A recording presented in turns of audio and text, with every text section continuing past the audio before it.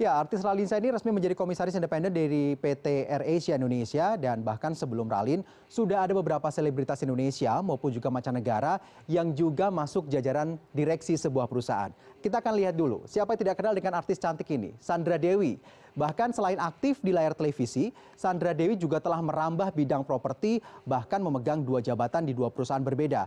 Salah satunya adalah ia menjadi Director of Corporate Communication di perusahaan properti yang terletak di kawasan Serpong, Tangerang Selatan. Dan sebelum menjalankan bisnisnya ini, Sandra Dewi mengaku bahwa dia sempat belajar terlebih dahulu di perusahaan developer selama kurang lebih 7 tahun agar dia bisa menjalankan tugasnya sebagai Director of Corporate Communication di perusahaan properti ini. Selanjutnya setelah Sandra Dewi, kita ke mancanegara. Artis yang satu ini juga cukup luar biasa. Dengan lagu-lagunya sudah mendapatkan Grammy yang diakui oleh seluruh dunia. Ada penyanyi Alicia Keys yang juga menjadi salah satu anggota direksi.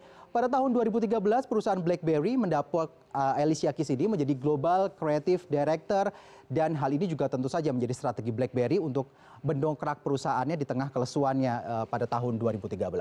Selanjutnya, strategi yang sama juga dilakukan oleh Intel dengan memasukkan personel Black Eyed Peas yaitu will.i.am sebagai Director Creative Innovation pada tahun 2011. Intel ini beralasan ingin melibatkan kreativitas Will dalam perusahaan mereka. Dan Will juga menjadi duta Intel untuk mengkampanyekan Computer Continuum. Situs TG Daily juga pernah meragukan kemampuan Will ini untuk menjadi Creative Director. Namun sebenarnya ketika memasuki dunia teknologi bukan hal yang baru lagi bagi will.i.am karena ia sebenarnya pernah membuat game robotik pada kompetisi First Robotic.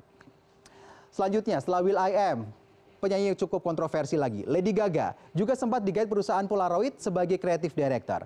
Bergabungnya Lady Gaga ini sejak tahun 2010 berhasil membuat Polaroid akhirnya yang awalnya terpuruk bisa bangkit kembali. Salah satunya adalah kamera rancangan Gaga adalah GL20 Polares, sebuah kacamata dengan kamera built-in. Bahkan setiap kaca frame punya layar OLED 1,7 inch. Luar biasa. Dan yang terakhir, anggota boyband NSYNC, Justin Timberlake, juga sempat menjadi direktur kreatif di situs jejaring sosial MySpace. Dan Timberlake juga berhak menjadi direktur karena ia adalah salah satu pemegang saham MySpace.